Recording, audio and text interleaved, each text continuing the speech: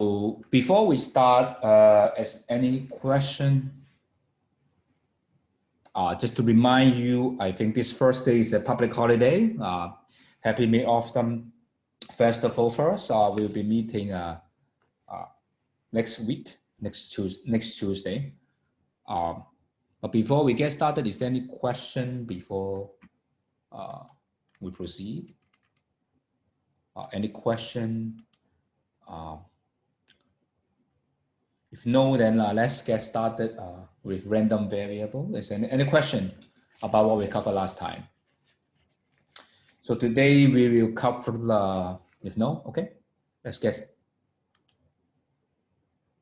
I think the answer is already there. Can you check? I mean, the blackboard, I think the answer is there. No, not really, because no. Okay, I can post it because I thought it's already in the blackboard system. I can post it.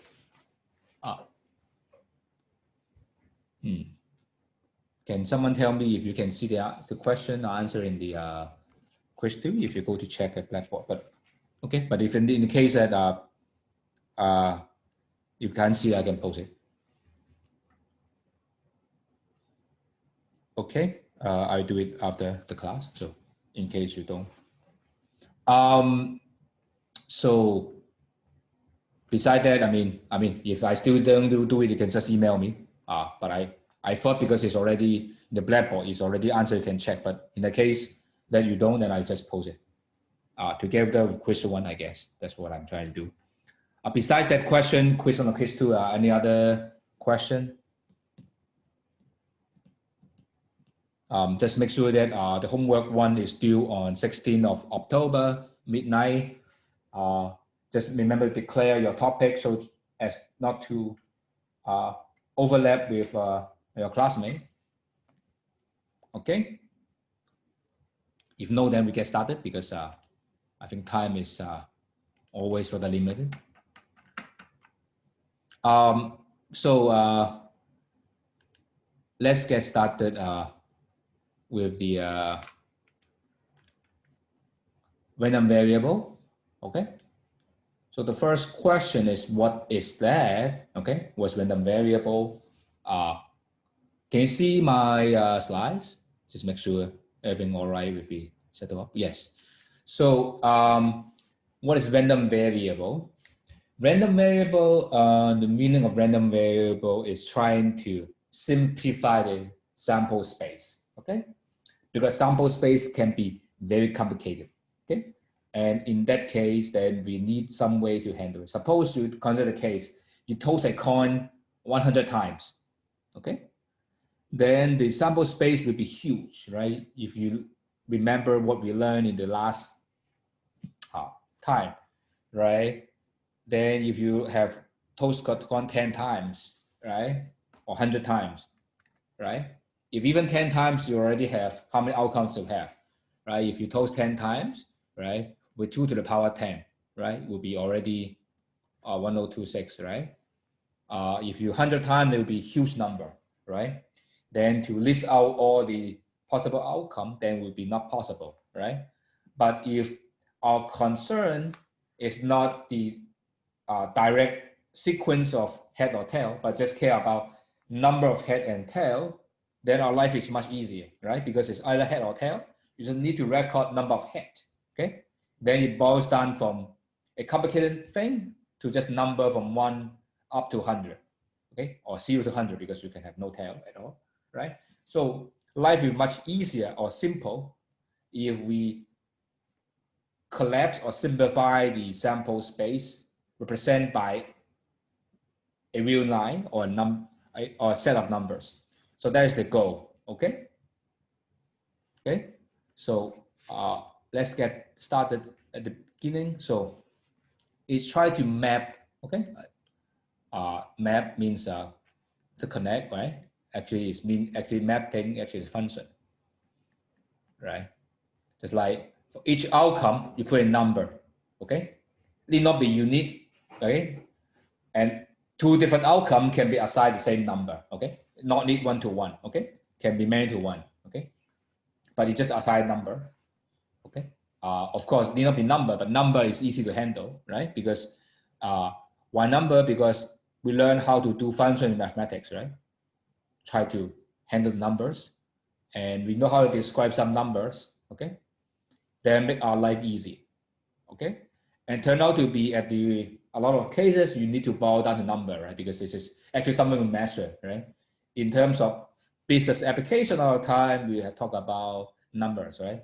So we already measuring numbers at the end of the day, right? So it's very natural to talk about number directly because the measurement usually we have is number, okay? So actually we are measuring the real world already.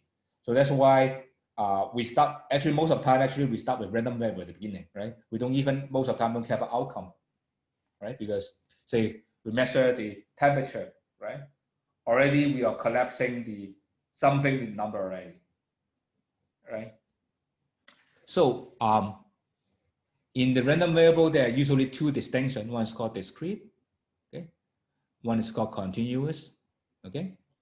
And turn out to be these two distinctions is artificial in a sense that we require different mathematics tools to handle them, right? Because for continuous, later you will see we will require integration, okay? And for discrete, we just need summation, okay? And don't worry, we are not asking into integration, but we will, when doing some proof, we will be using some ideas in integration. Of course, I will not ask you to do the proof, right, in the quiz, right? But I hope you will be able to understand how things being work. If things permit, I will try to include some of them in the assignment, but just for the sake of let you know what's going on there. So for discrete, actually means the outcomes are finite, okay?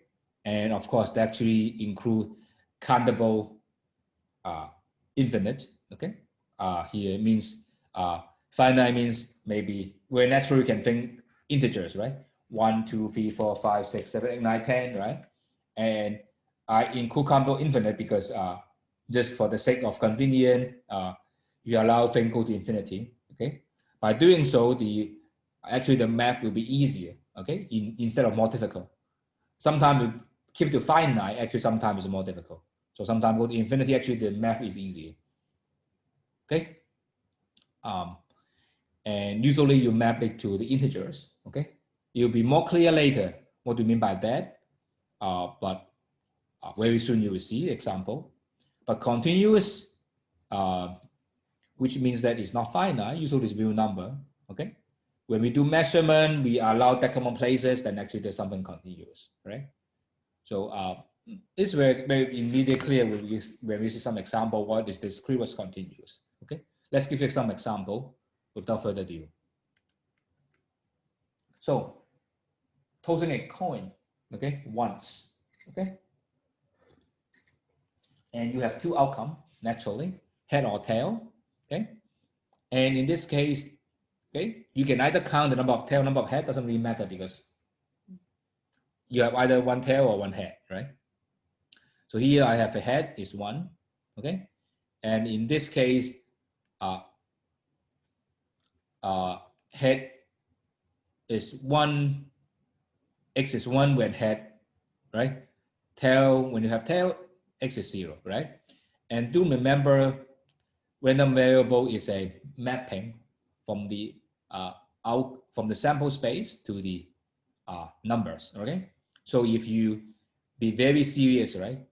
X is a mapping, so which means it's a mapping from head or tail, okay, to 1 or 0, okay? For those who are math inclined, this is the exact definition, right? And if you're very serious, right?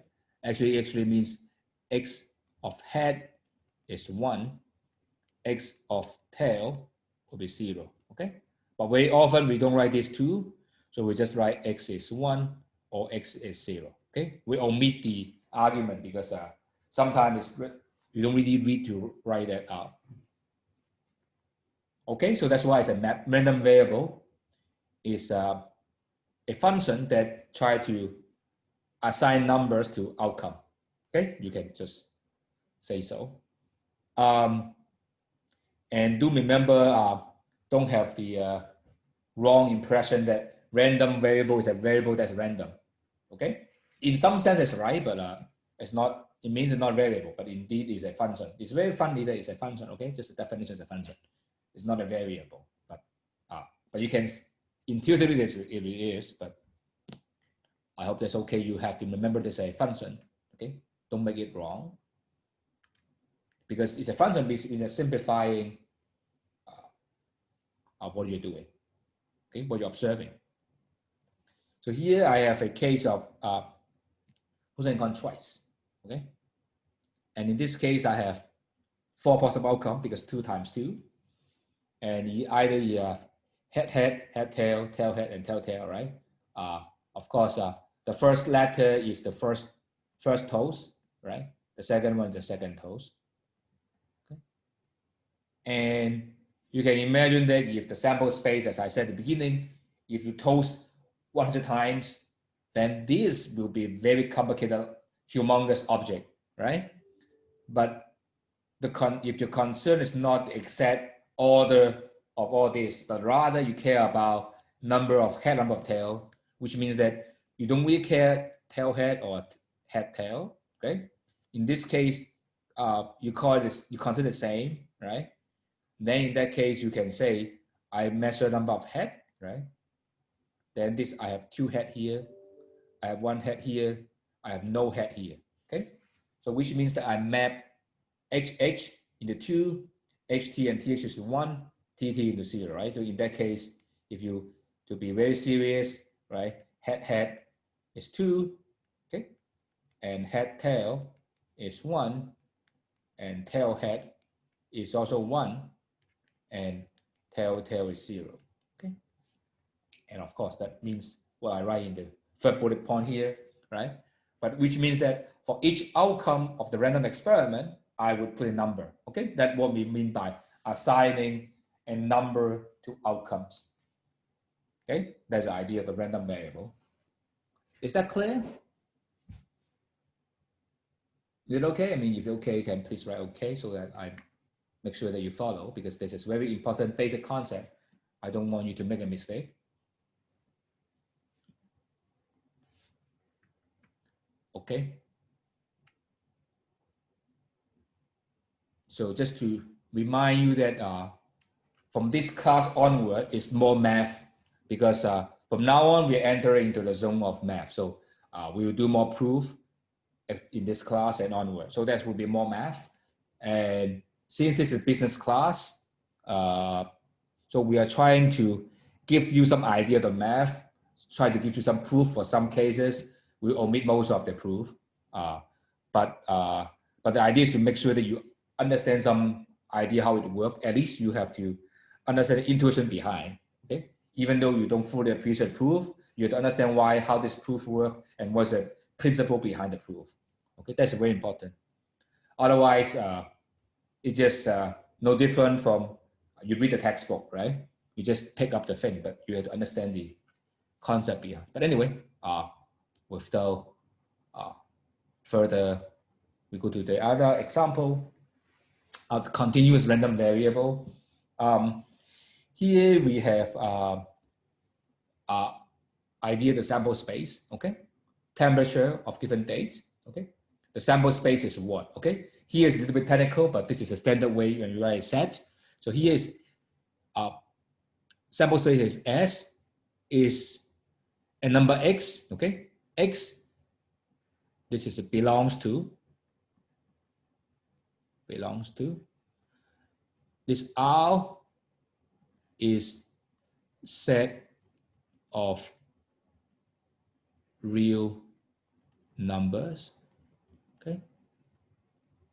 Here, such that, okay? So sample space is an element which is set of real number, which is X a real number, such that X is bigger than or equal to negative 273, which is absolute 0. If you learn physics, why this is the case, it's absolute 0. Okay, this is the number that you cannot go beyond because it's hypothetically nothing can go below this temperature. Okay, it's bounded below by this. Okay, and X, the random number, right? And do note that when you state this number, the temperature, already you're abstracting the real world, right? Because are you giving a number that representing the random experiment? Okay. So the next is the stock market. Again, it's a similar thing. Sometimes we refer to stock index as a sample spaces. We call this as a notation wise. This is in the math, it's called positive real number. The reason that I try to give more mathematical formation, because some of you may read some textbook that is more mathematical inclined, then you will try to understand what's going on there. So basically said, X is set belongs to set of integers, set of real number such that X is greater than or equal to 0. Okay. And here we have X is a random number, random variable of a stock market index. Okay.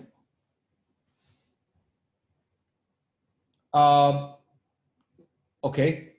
Actually, the sample space here, X here actually is not just X, right? Because the sample space is today's temperature is X degree, okay? And you map this to a number. Is that okay, Peter? Okay. Basically, your sample space is not a number, right? The sample space is not set a number, but instead of describing what going on, but you tell them a number. But of course, usually for our purpose, most of the time when we measure the world, you're measuring number already. So that's why it's not a big issue for those cases, right? But for cases like toast and coin, when they die, it's not very clear what's going on there, right? Or the stock market index, right? The real world, there's although someone calculates the stock market index, but the stock market index come from the case there's a stocks of, say, in the Hang Seng index, it's like 50 stocks. So the 50 stocks movement. And then you try to map them to a stock market index, Hang Seng index, right? So that is the idea. Is that clear at this point? I hope that will be okay at the moment. Yeah, Jack, that's correct. Real random variable is a function. Indeed, is a function. Random variable is a function. It's a mapping from the sample space to a real number. You're exactly correct. That is the idea. It's assigning number to outcomes. That is a function. Yes, that's definition. So what I'm saying, random variable is not a variable that's random. That is a wrong thing to think. It's a function. Okay, just make sure that you don't just take the name it suggests. Is that okay? Any more question? No? Okay. Okay, then we go to the next slide because I hope that is relatively clear. Okay. Discriminant variable. So this corresponds to, I think, chapter 5. I forgot. Let me check. If you look at the textbook, in case some of you want to go back to the textbook, I think chapter 5, okay? And the continuous variable is chapter 6. So this is chapter 5, okay? And when we have discrete random variable, okay? And how do we describe a random variable, right? And of course, the simplest case, if everything is equally likely, then every outcome is equally likely, then the things is very trivial, right? But it's not, then you need to give some description to that, right? So because the most important thing is the probability, right? So that's why the first thing is we call probability distribution function. Okay, basically it's the probability that x equal to small x. Okay, for our purpose, capital letter is always the random variable. Okay, or in this case, we are going to be loose is a value of the random variable, right? You learned that already. X will be a constant, or some value. Okay, there's some value. Okay, so probably P of small values, say maybe X is 2 or 3, right? P of 3 or 2 is probably that the random variable is equal to this value.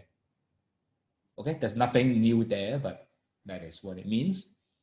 And the cumulative one, sometimes it's called CPF. Okay. Oh, yeah, interesting. It's CF. This sometimes called PF. Okay, it's for some textbook.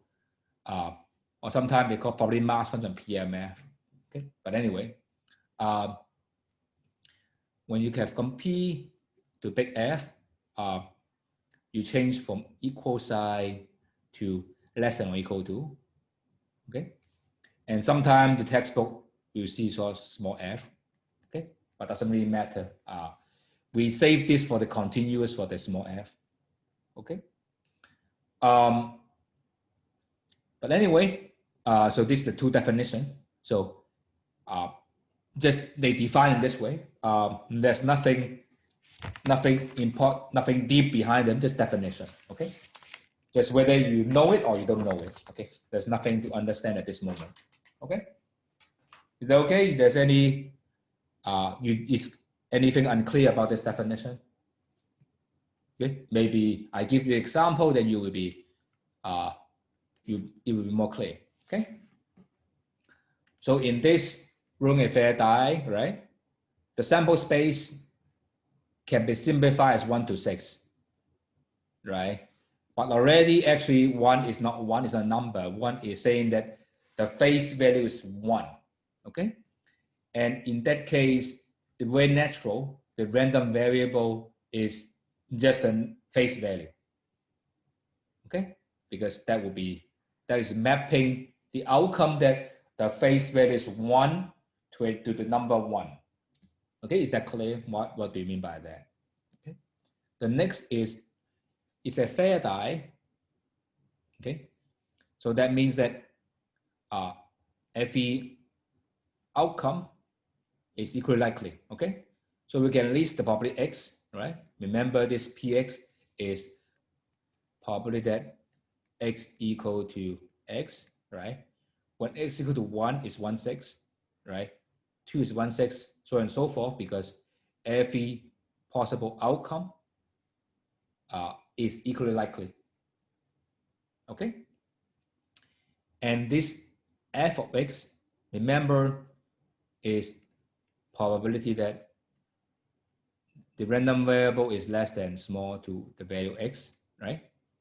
So in this case, okay, probably that X less than equal to 1, right? But only 1 has value, so it's equal to probably X equal to 1, which is 1/6. Okay, let's change the color, blue. Why it is 2/6? Okay, probability that X less than 2, okay, less than 2, right? A union of everything below 2, right?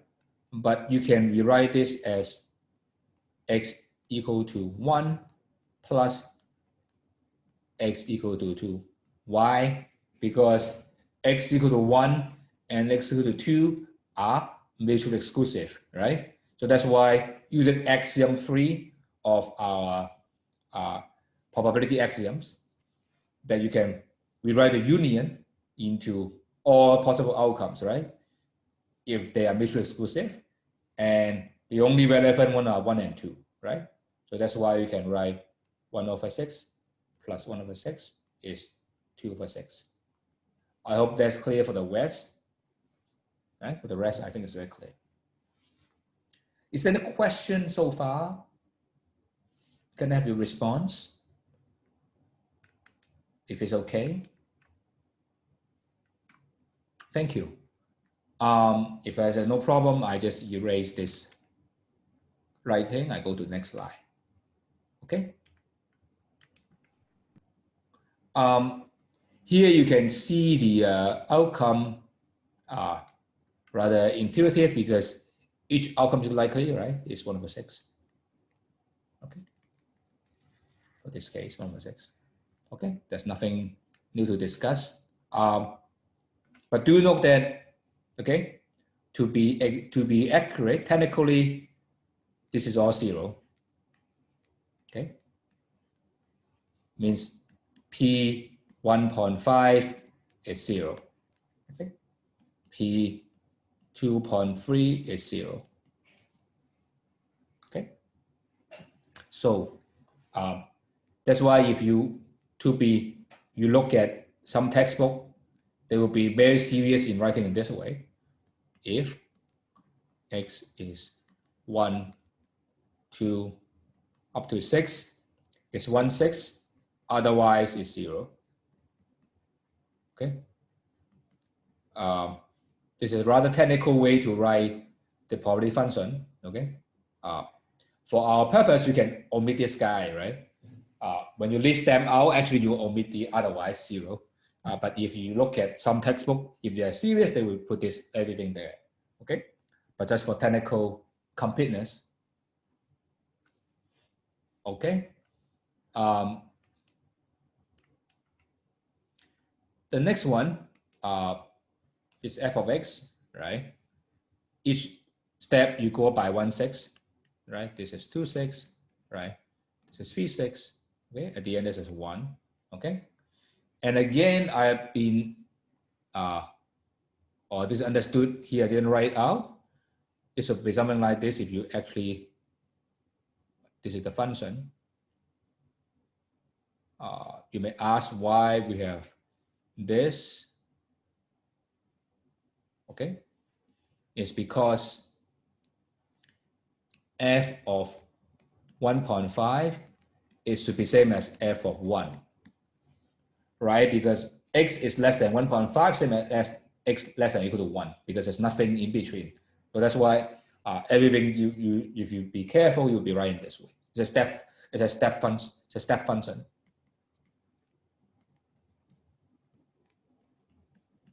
Okay, I'm not going to go details, but in case for some of you who read other textbook other than the official one, you may see this happening. So that's why I try to explain that part. So is it clear what do you mean by probability function and cumulative distribution function? Is that okay? Any question? Okay, good. Yes, thank you. Then we go to talk about the expectation and variance. Okay. I hope many of you still remember the meaning of weighted mean. In cases forgot, then remember X. Okay. So data, you have X1 up to Xn, right? And each data, you have some weighting, right? Each data have weighting. Then the weighted mean, right, will be equal to summation of xi wi over wi as a denominator. Do you still remember that part? If you forget, you can figure out the chapter 1, your handout, the slide. Is that okay for this one? Is it good? So we will apply the same concept on probability. Okay. And here we have the same idea. We have observation 1 up to the value x can have n different value, the discrete, so we can count them, right? And then we have weighting. Here we have probability, right? P of x1 and up to P of xn, right? And we know that the summation of all the P, xi, I1 up to n should be 1, right? Because probability, right? Because we know n outcome and some of them is 1, okay? So which means that if you apply the weighted mean of x weighted by probability, okay, it will be equal to summation of xi, p of xi, okay? Reason the denominator is 1, okay? So that's why we have this.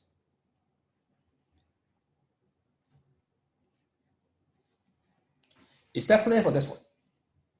It's a weighted average. It's a weighted by probability. Okay. And what this is what we call the mathematical expectation, which means that on average, this is the value you would get. Suppose you keep doing this many, many times, average out, this is the number you get. Is that clear? What do you have the expectation? Okay. And usually expectation of x, we do not have mu x. Okay. Sometimes we even just write mu. If there's only one random variable, we can just write mu. Okay, we don't really need to worry about x. Okay.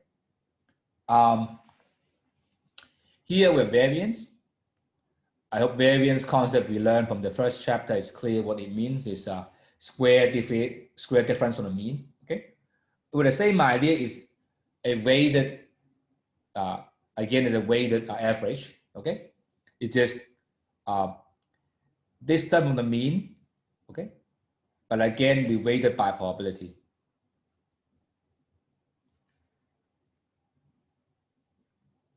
Okay, you said distance from the mean. Okay, every time we weighted by probability. Okay, we denote by sigma square x or variance x. Is that clear for this part? Is there any you don't understand the definition? Is there any am I making myself clear on this part? Did I make myself clear? If okay, then we just go to the next slide and give you example of running a die, then you will see how the variance and mean work. So in this particular case, running a die, right? The example here is we have x have value 1, 2, 3, 4, 5, 6, right? P of x is 1 over 6, 2 over 6, sorry. Everything is 1 over 6, right? Okay. So the expected value of x is, right, is x times px, right? Summation of that, right? So that's why it's 1 times 1, 6 plus 2 times 1, 6, 3 times 1, 6, 4 times 1, 6, 5 times 6, 1, 6, and then the op is 3.5. Okay. Is that clear? Okay. And the variance of x, what's variance of x? Variance of x will be, so what we do is x, right? And then you x minus e of x, right? So 1 minus 3.5, right? Do the same, 2 minus 3.5, and so on and so forth, right? And we are not only care about this, we care about the square difference, right? Because it's negative 2.5, so it's just 2.5 squared, right?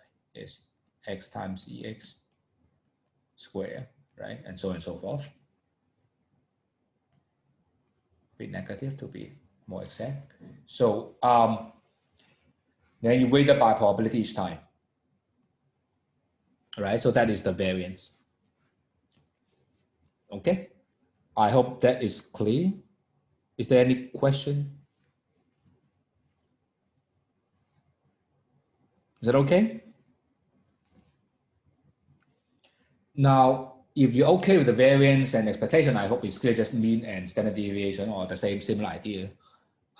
So we give you some nice, interesting property of expectation and variance. Actually, this follow directly from what we have in the first chapter, but we didn't state it out. So what are those? Because expectation is, remember, is the summation, right? This expectation. Okay. So what it means is Yes, average of all X, but weighted by probability. It's not just the simple adding up. Is that clear, Jack?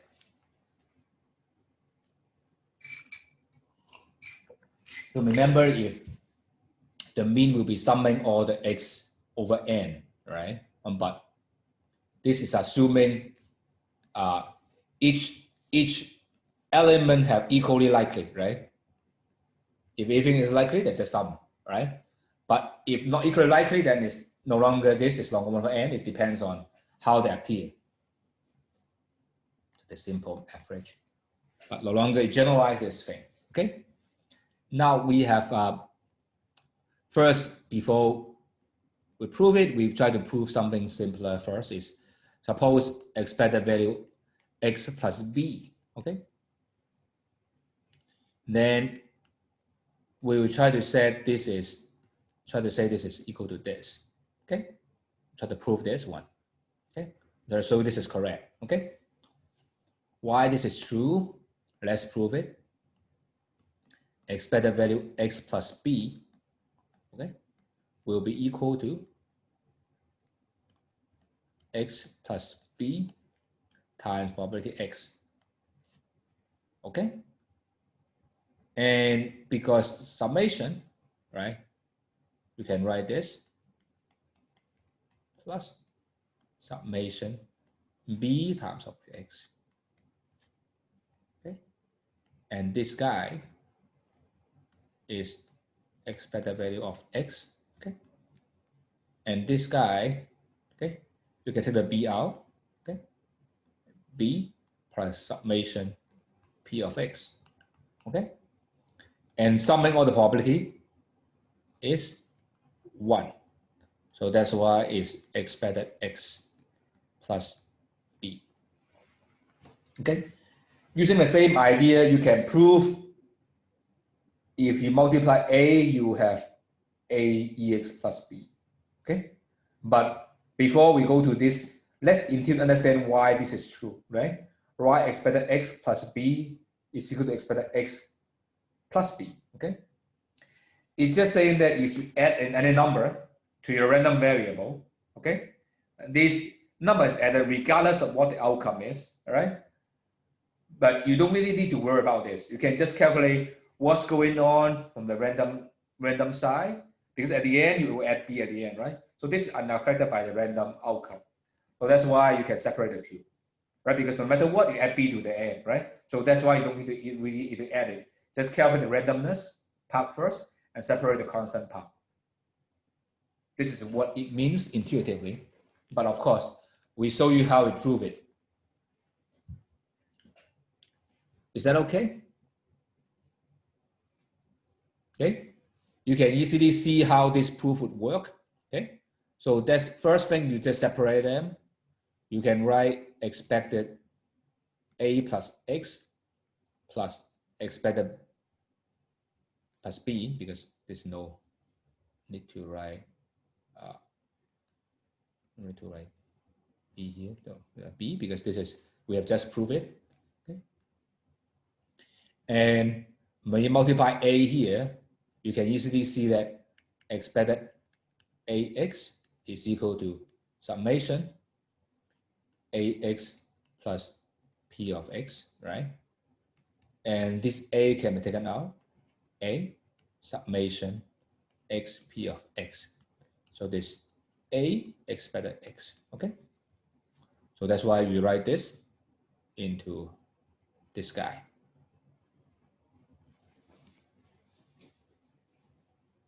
Is that clear? Okay, so that's the same logic you can see, you can apply to the summation of AX plus BY will be A expected X and B expected Y. So I think at this moment, you can prove it by yourself without my help. Okay, so to save time, I'm not going to talk about this. Okay, you can prove it by yourself. So I want to finish 2 more slides before I give a break. Sorry, a little bit longer than usual, but I guess it will be more because we will finish one concept. So let's finish this part. So So then let me give you the another formula for variance. Okay. We'll actually this formula will be using very, very often later in this course. Okay. Actually, this three also used very often in this class. So it'd be good to know what's going on here. So variance of X, okay, is remember is expected X minus expected X, okay, and the whole thing square, right? So this part, okay, can be written as, okay, expected X square minus expected X overall square, okay, is the mean square being subtracted by expected X square, okay? I think for the time's sake, I'm not going to prove it. The proof is not complicated. I think we'll do the proof later. I think when we talk about later chapter, we'll try to prove this formula. But you easily see that this calculation will be much easier than calculating the variance. Why? Look at the example of the rolling a die, okay? 1, 2, 3, 4, 5, 6. X squared would be 1, 4, 9, 16, 25, 36, right? You can calculate expectation of X squared will be just 1 times 1, 6, 4 times 1, 6, until you have 36 times 1, 6, okay? You come up with a number, right? And this we have shown, this is 3.5, right? 5 squared. And you can see this calculation is faster than the actual calculation of variance, right? Because you just need to subtract once and for all. You don't need to subtract every time. So this is a shortcut, usually we will do. And this is also you will do to do the other proof. Later you will see in this, in the second half of this class, we often use this as a way to calculate variance. Instead of calculating directly, we'll calculate the mean and calculate the expectation of X squared. We will call the second moment, usually, the technical term for that. Okay, we're not going to prove it because we'll do the proof later. But we will try to explain why the next two are true, okay? Actually, you can prove it. Maybe I just prove the simple version, okay? I will prove why this is true, okay? I prove this, why this is true. Why this is true, okay? And the first thing is variance of X, right? Is summation X plus B, sorry, X plus B, right? It's a summation that, or maybe we just, I put this one. X plus B, right? Is expectation X plus B minus expected X plus B, okay? And then everything square, right? And then you can see this is X plus B using the idea of previous slide. Expected X plus B is expected X, right? Plus B, okay? And then you can square out, okay? And then B and B cancel out. So what is left is expected X minus X squared, okay? So the B, this B and this B cancel out. So this is just the variance. Is that clear for this part?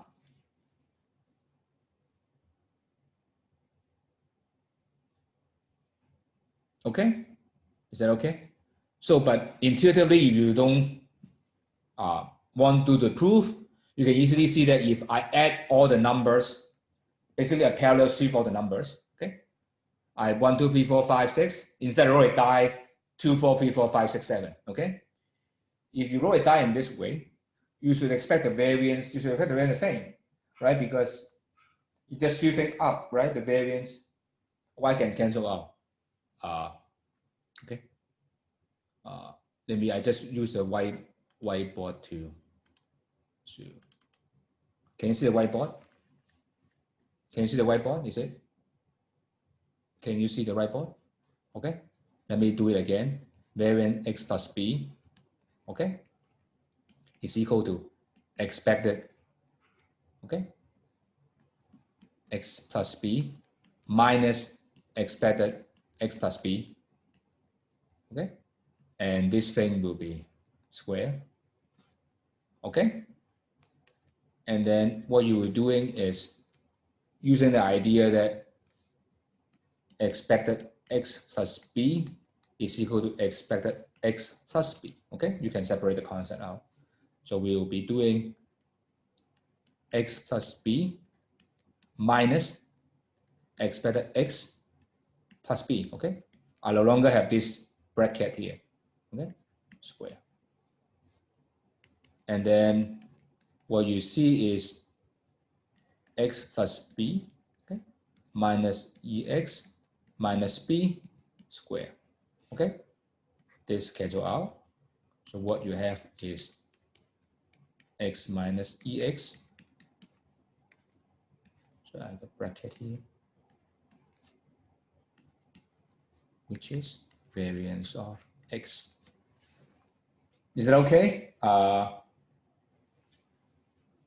Okay. I think let me go back to the. Is that okay? Let me see. Go back to the slide. Okay. So you can intuitively understand why a will become a squared because everything is square. Okay. Because you used to actually can easily prove this one. Okay. But I'm not going to show it to you for the time's sake. You can try to check it out. If you cannot do it, I can give you the answer, but I think you should be able to do it from now. So the next one is the variance x plus y, okay? And I'm not going to prove for this one. It's not difficult to prove, but for time's sake, we will just use it, okay? So look at the variance of x plus y, turn out to be sum of the variance, okay? But you have another part, 2 of the covariance, okay? Why you have this and indeed it rely on the idea a plus b is a squared b squared plus 2ab. Actually, somewhat related, actually closely related to this idea. But anyway, we're not going to explain why that's true for the moment. Any textbook will give you, but you can try to prove it by yourself. If you can't do it, I can try to prove it somehow. But the thing is, if x and y are independent, this is usually the note for independent, right? That would imply the covariance of x and y are 0. Okay? Means the independent, the variance of the sum is the sum of the variance. Okay? You just need to sum on or if they're independent, because independent is a 0. Okay? So we'll use it on the next example. So we'll have a break after the next example. Okay? Is there any question? So we have a break after the next example. So we have a mean and reverse stock of x is sorry, there's a typo. It's 10%. Okay, and the stock y we have the mean of 5% and variance of 0.01. Okay, these two stock are independent, which, as I said, that means covariance x y is 0. okay? And consider portfolio that equally divide between two stocks. So Z is half of X and half of Y, okay? So the question is, I want to find expected Z and expected variance of Z, okay? For those who would care finance, would know that the variance of portfolio, instead, we are talking about the risk, okay? This is lower the better. This expected return, right? This higher the better, okay? So the most of the portfolio theory is trying to, a lot of portfolio theory is trying to minimize this guy, okay? This is a modern portfolio theory. But anyway, let's continue, okay? Expected Z, it will be half of X and half of Y, right? Using our idea will be equal to expected half of X plus expected half of Y, because you can separate them out, right? And then half can be further taken out, right? So it'll be half of expected X and half of expected Y, okay? Which gives you, on average, you have 7.5% return, okay? What's the variance? Variance will be, again, half of X and half of Y, okay? And do note that they're independent, okay? So that's why we will have, okay? You can write half of X plus variance of half of Y, okay? But this half take out will have to be square, okay? And half of square variance of Y, okay? So that this is variance Y and this variance of X, okay? So that's why you get this guy. Okay, any question? If no question, we have 15 minutes break. Then we will resume at 11:33 if there's no further question. Okay, so let's have a break.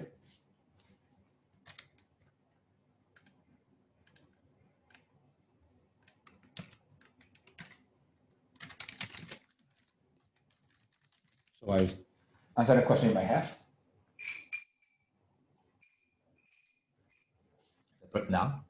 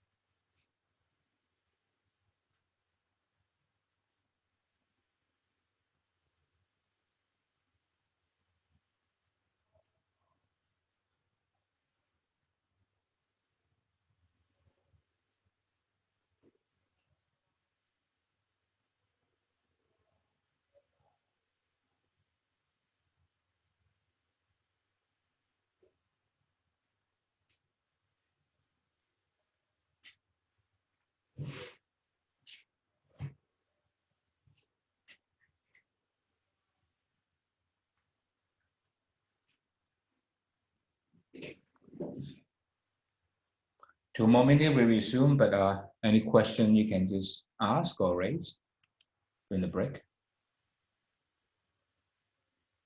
If you have any.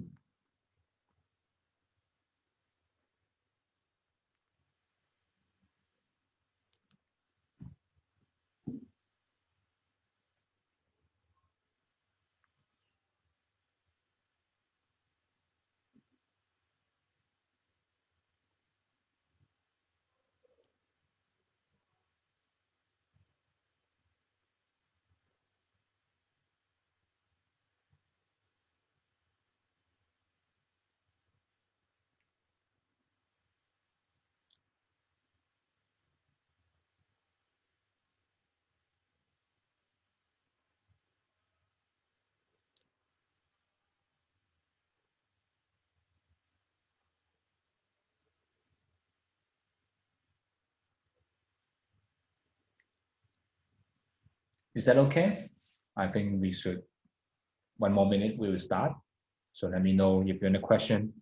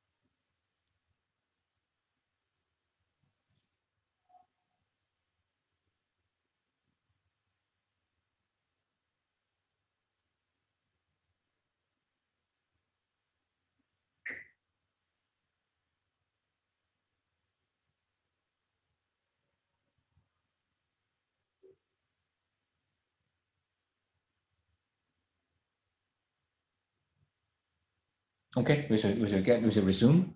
So as I said, any question? If no, then we will continue. So we'll talk about common discrete distribution. Later you will see this coming from very practical application. Okay, so that's why we learned that. Okay, so that is the idea.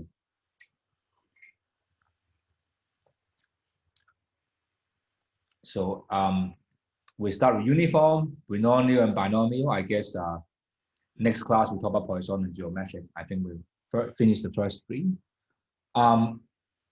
Let's get started. The first one is uniform. So uniform, I think you are very familiar because this is what every outcome is likely. That is a tossing a coin on a die. Okay, that's something very standard. Okay, and suppose the n outcome, each outcome is denoted by x1 and xn equally likely. Okay, so that, and remember here we already talking about random variable, right? So these are numbers. Okay, x1 is in some number, xn are some number, but each number is equally likely. So that's why n of them is 1 over n. Okay, there's nothing new, but just a restate of what we know. Okay, and you can calculate mean and variance of that, but depends on what value you are, then it's not easy to come up with mean and variance. But a general formula for that. But let's see the example of the case where x is from say 1 up to 5. Okay, in that case, this is 0.2, right? Because it's 1 over 5, right? And for the blue one, right? And this guy will be 0.333 because this is 1/3, right? Because 3 outcome, so each one is 1 over n. Okay, I hope that is nothing challenging here, but just to remind you that the uniform one is something we often use. Okay, so the next part is Binomial distribution. Okay, and this will be building block for the next thing. That would be building block for the binomial. For the after the next few slides, we talk about binomial. Okay, and Bernoulli, as you would expect, this is a person name, right? It's a mathematician, Bernoulli, right? If you learn mathematics and or physics, you know this guy is rather famous because his family, I think his brother or cousin, are all doing mathematics. Okay, and they consider very simple problem. Okay, so it's the random experiment. Okay, have two possible outcome. Okay, either you success or you fail. Okay, with success for the p and failure, of course, 1 minus p. Okay, and Bernoulli distribution actually assigns success equal to 1, x equal to 1 in this case, and x equal to 0 in another case. Okay, so this respond to map to x equal to 1. Okay, and that's written by support. Okay, support is possible value, it takes 1 or 0. Okay, and that means p of 1, right, is p, right? P 0 is 1 minus p, so it would be here, right? Now, can you write p of x, right? So this, how do you combine these two, right, to write p of x, right? Turn out to be very simple. It's p of x power x 1 minus p to the power 1 minus x. Okay, when I first saw this, I thought, what? I mean, it looks like magic, right? Because you put, if you have this function, right? If you put p of 1, right, it will be small 1, 1 minus p, 1 minus 1, which is p to the power 1, 1 minus p to the power 0, which is p, right? Because this is 1. Okay, So same idea, you can see P0 is 1 minus P, okay? And this looks like very like a magic, okay? But turn out to be, if you look at the binomial, so by binomial, in the next set of slides, you will see this is a very natural way to write it, okay? And the basic thing is basic experiment, right? Just run once, is a fair con, and experiment binary outcome, success or failure, right? And we will show immediately after the graphics, we will show you this is true, okay? We will show you the expectation of the variable is P, okay? The variance is P times 1 minus P, okay? And this is rather interesting result, because if you try to graph it out, if this is P, okay, this is a variance, okay? You put a 0 here, put 1 here, right? And the maximum point appear here. Okay, you see this is the graph. And turn out to be, this is rather interesting because the variance is highest when this is 1/2, right? And let's understand intuitively why this is right. And when the P is close to 1, okay, it's almost 1, always 1, means that always success, right? And always success, the mean is always success, right? It's close to 1. And the variance will be close to 0, right? Because there will be nothing you can always success, right? So there's no variability. So that's why I go to 0. And if always fail, okay, the mean is also fail. So you don't have any variability, okay? Don't have much variance. But if it's half success, half failure, right? The mean is, right, 1/2, right? And either you have success or you fail, right? And it's switching between the two. Your mean is middle. So that's why it has largest variance.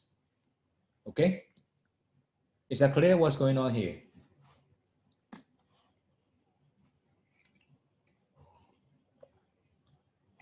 Okay.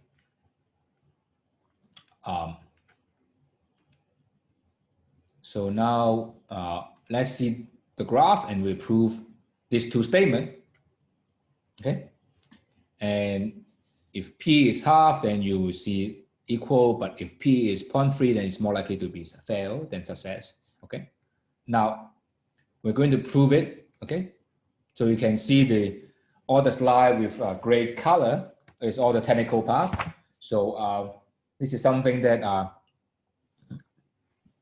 I'm not expecting to reproduce in the test, but it's still, I would like you to understand what's going on, because this is the basic idea of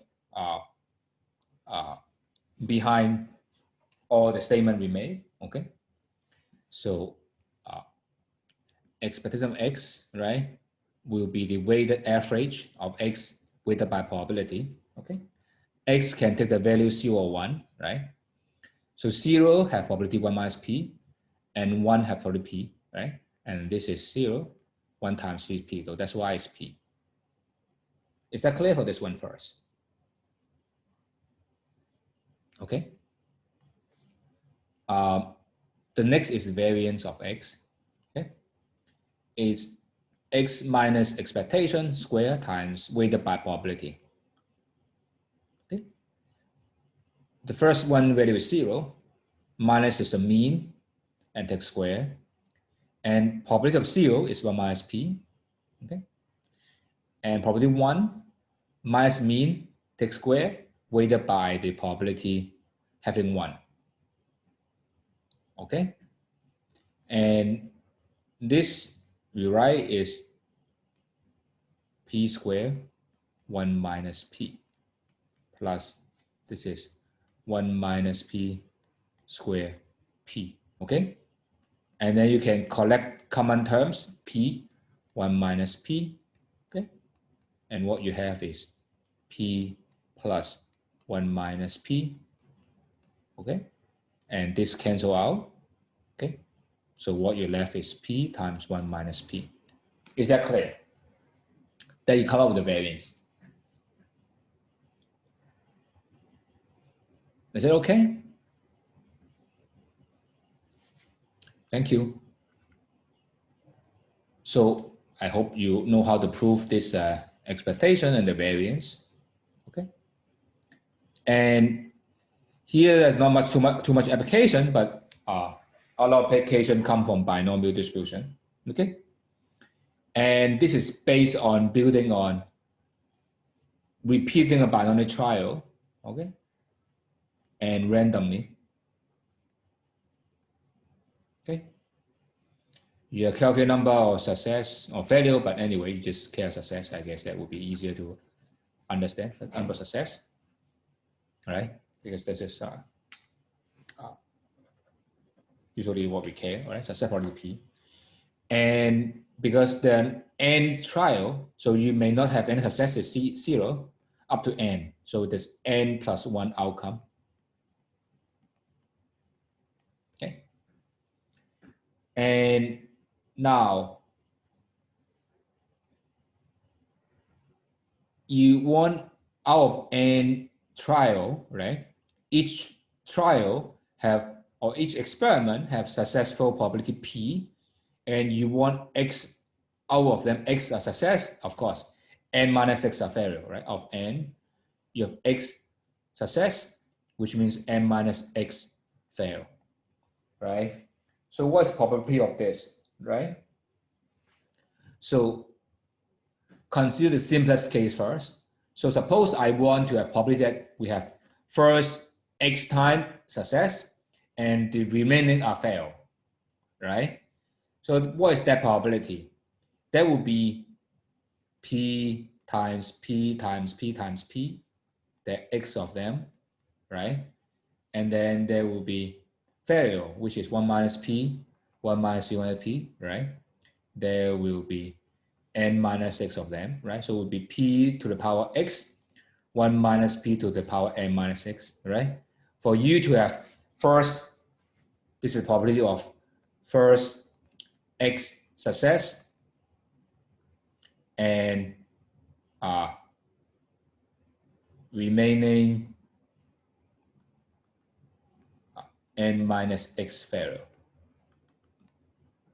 Okay.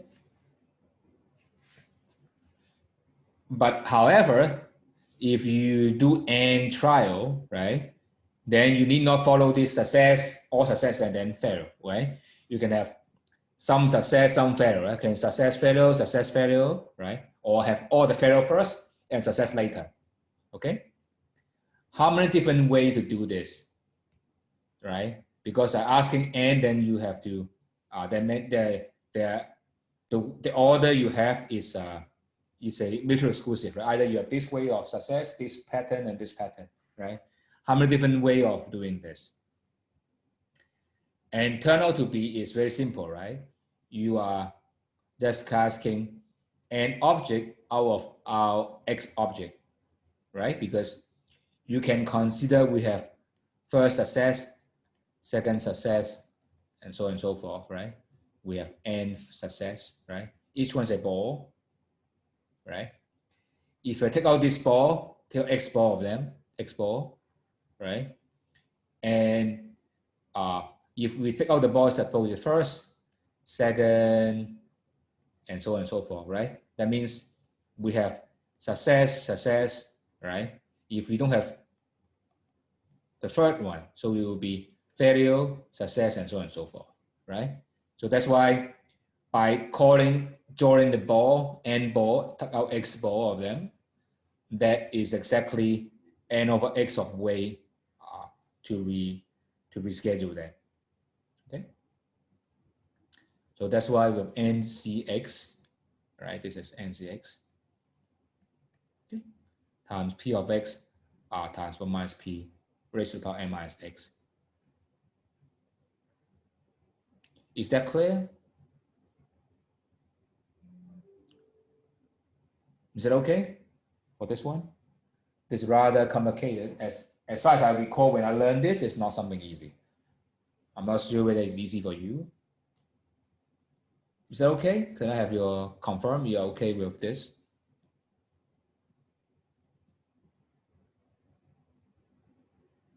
Okay. Surprising, you guys are very smart, some smarter than I am.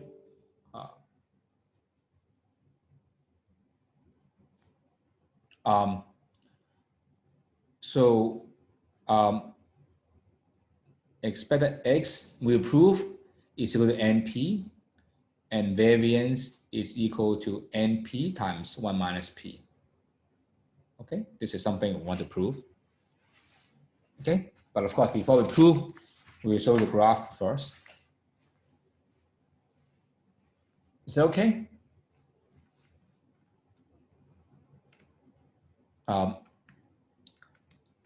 So the graph and give example. Okay, so you will see this kind of distribution if P is half, is rather symmetric. Okay, and if P is less than half, will be skewed on the right. Okay, suppose another graph, which we don't do it here, maybe P equal to 0.7, right? And is 6, okay? Then you will see something like this, skew to the left. Okay, but that would be the graph we have. Okay, so now I want to give you an example that usually commonly used. The binomial is often appear in the practice. Okay, so let's see this example. Okay, a restaurant owner owned 30%, found 30% of them like spicy food. Okay, which means that if I have a,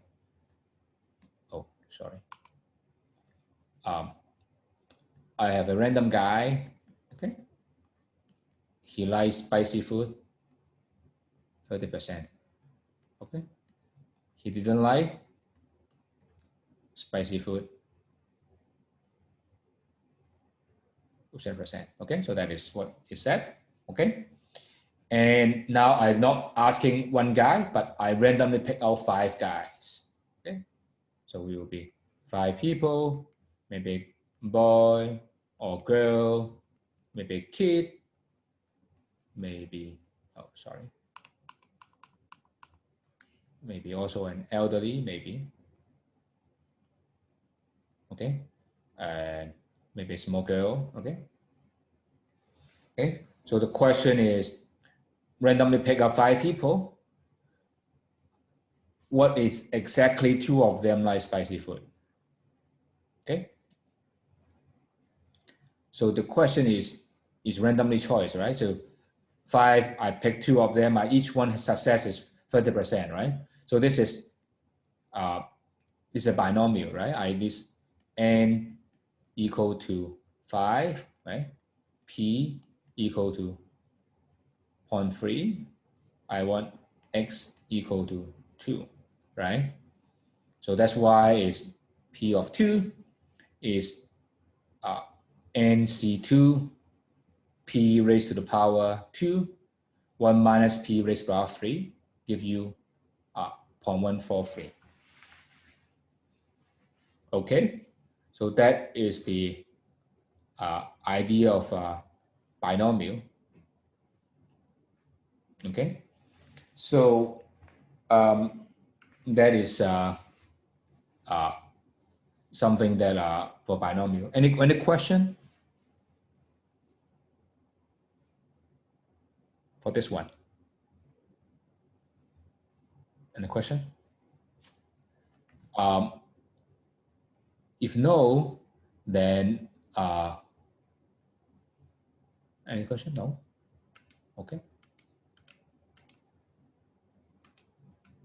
Then what we'll do is try to prove the expected value and also the variance, and that will be ending our class today. So what is why we want to prove this, right? The mean is NP. Okay.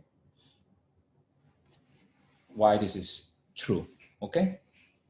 And we start from beginning, right? The definition of expected value is x times px. Okay. There's nothing deep here. This is just definition.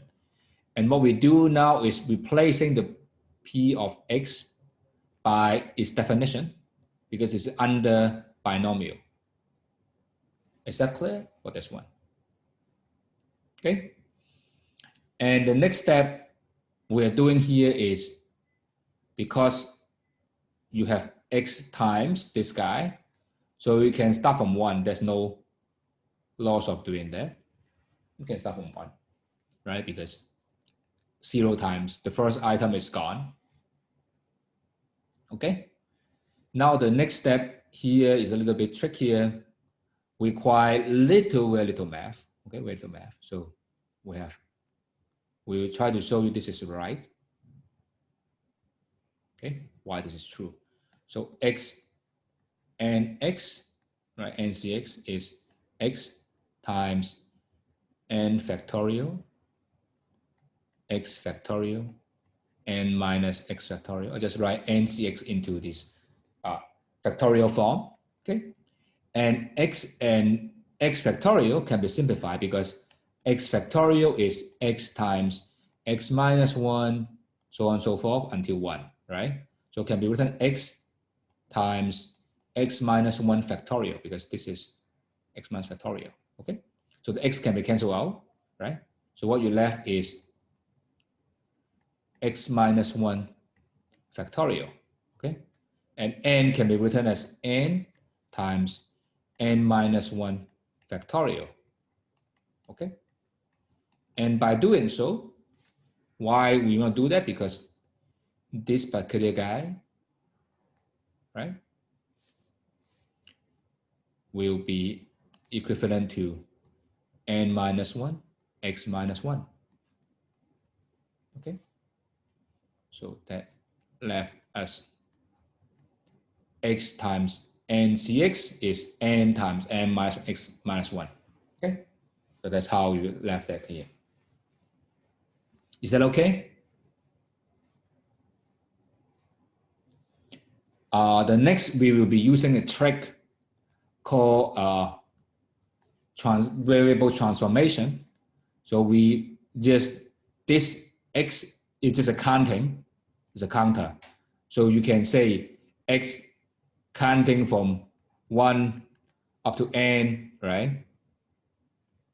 You can call Y is equal to X minus 1, okay? You can count Y from 0 up to N minus 1, okay? They're the same thing because they're just counting, okay? So that's why I count from 1 to N. I replace from 0 up to N minus 1, okay? And X plus 1 is replaced by Y, okay? And X is Y plus 1 because you reverse it, X is equal to Y plus 1, okay? And X is replaced by Y plus 1, okay? And there's a next step is this 1 can be taken out, okay? So we have P here. So that's why we have what's left is inside is this guy.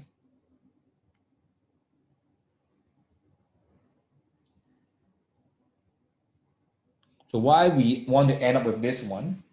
Because this one is a sum of all the probability, okay? That is for a binomial.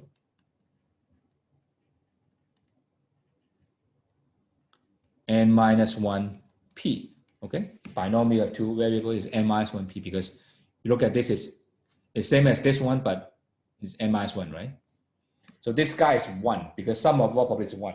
So that's why this become 1. So that's why I have NP.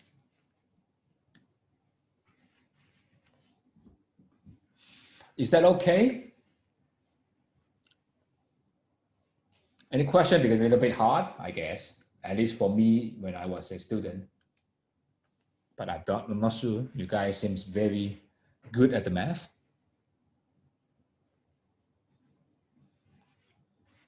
I just wait 1 or 2 minutes. Let's see if you have any question.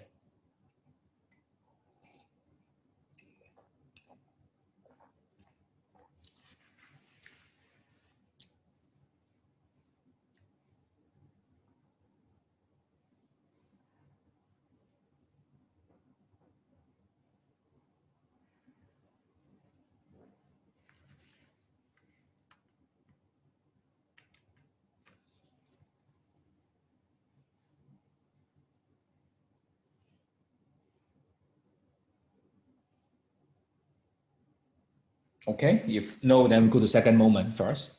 And you will see this is the proof for the second moment is similar to this one.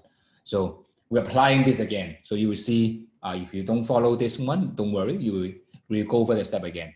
You will see it. Okay, let me erase it, and you will see the same proof appear again. So the same, almost the same proof. Okay. So here we will do again. Okay. So why we want to care about this x squared? Because remember this formula here is x squared minus expected x squared. So that's why we care about this part, because we already calculated this already. Okay, so that's why we do that. And x squared, so that's why x squared times p of x. So that's nothing new but just definition. And here we replace this guy by, because we're talking about binomial, so this is what it is.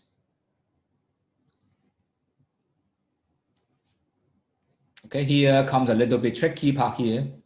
How can you come from here to this guy?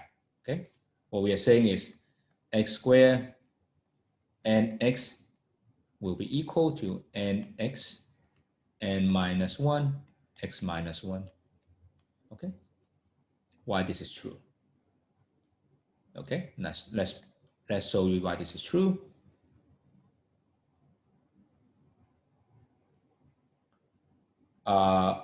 Someone asked, okay, someone in the middle asked me, when deadline declare public, there's no deadline. You can just declare what you want, as long as you declare before the deadline, before the deadline submission, as long as you don't conflict with others. You want to ask what the requirement, there's no requirement. You can check on the Google Sheet. Actually you see there's no particular requirement for that. Is that okay, Yan Yan?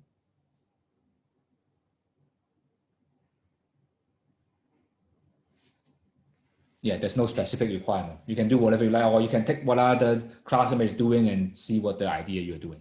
Okay, so how to prove this guy? To prove this, okay. So let's use a green color. So maybe I do it at the bottom. Okay. So x squared and x, right? So it's x squared n factorial x factorial n minus x factorial, right? So you can put x factorial n minus 1 factorial, okay, x minus 1 factorial and n minus x, right? And this cancel out, right?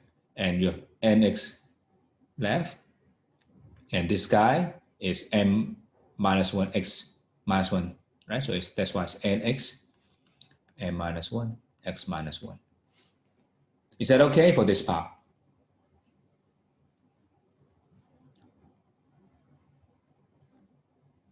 Okay, and do note that we start from x equal to 1. The reason is 0 doesn't mean anything, right? So you can jump from 1. Now we apply the same rule. We just replace everything x minus 1 equal to y. Okay. So when x come from 1 up to n, then y is 0 up to n minus 1. Okay, we do this once. X become y plus 1. Okay, x minus 1 become y. X become y plus 1, but this plus 1 is taken out to here.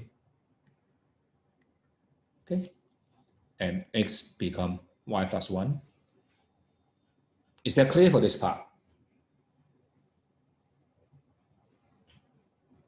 Any question? Okay.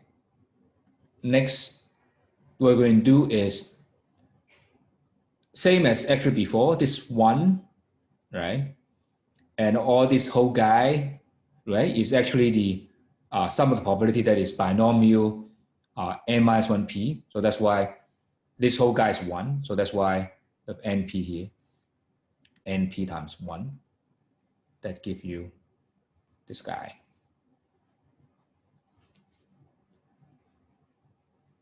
Okay.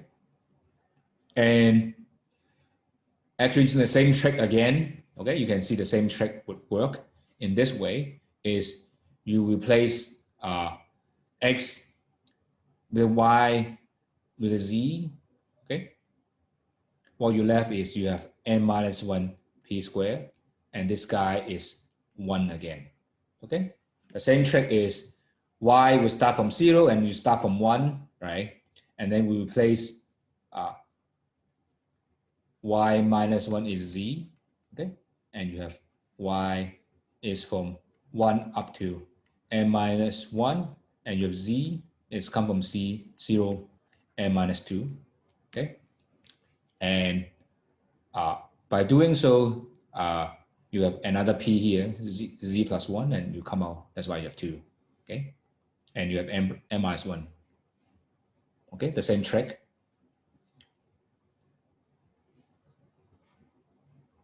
Okay, because the same trick, the trick is y times n minus 1 over y will be equal to n minus 1 y n minus 2 y minus 1, okay? You apply this trick here and do it again, you will have this one, okay? So this is 1, so what you get is m times n minus 1 p squared plus np, okay? So that is the idea. Okay, so is there any question?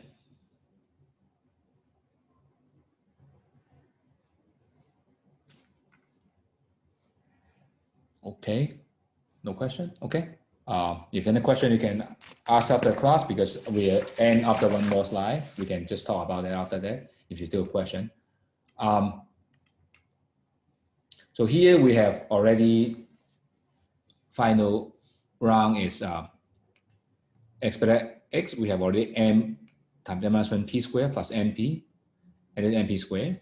So we can simplify this is n squared p squared minus np squared plus np minus n squared p squared, and this cancel out, and you can just collect terms 1 minus p. Okay, so you collect terms.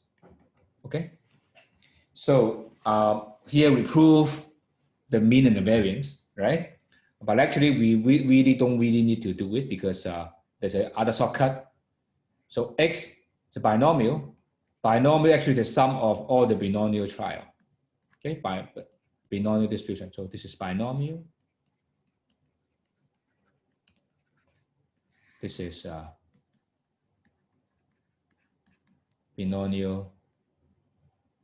binomial trial. Okay. Then expected x is expected x1 up to xn, right? We know binomial is each one's p, so that's why it's np. Okay.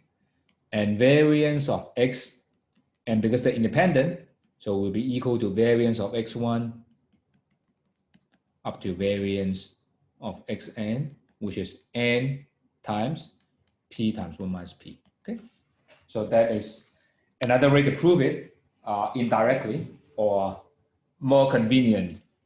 Okay, so that's why we need to learn some formula. Otherwise, the proof from the first principle will be very hard. Not very hard, but just some exercise. Okay, any question? Or because we overrun, I will stay after to answer any question, but is it proof is required? As I said, proof are not expected for the quiz. Not for the quiz, not for the exam. Might be asked you in the assignment, but less likely. But mostly it's just for you to know. Okay. Of course, what you need to know, at least you know what is the binomial distribution. The mean should be NP, the variance should be NP times 1 minus P. This is the formula there. For the one in the gray box, you really don't need to worry about it. But it's good to know, but it's not usually not exam. Yeah. I hope I answer your question, Kwang Wei. No, we haven't finished the discrete one. So with the quiz, I'll announce it before, so don't worry. Or there'll be announcement in the Blackboard if the quiz. No quiz. Yeah, you should enjoy your Mid-Autumn Festival. Yeah, so we don't need to worry about that. So thank you.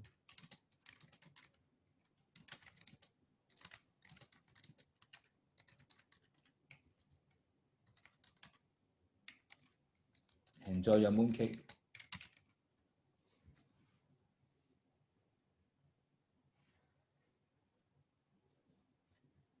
Yeah, bye-bye.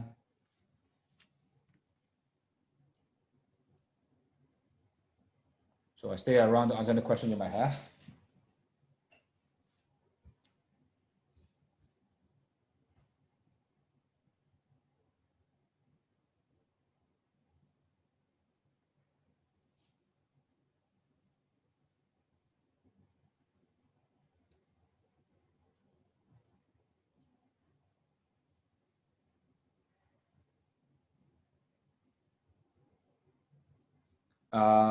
Is it possible to resume face-to-face?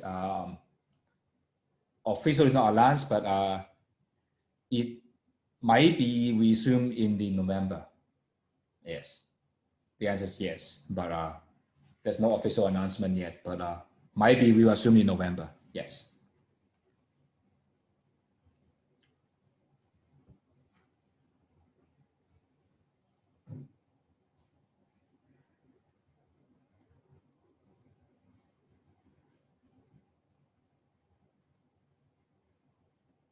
So any question you may ask, I'm happy to answer them.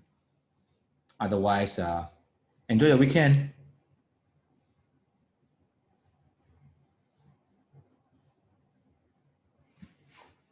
Thank you. Thank you.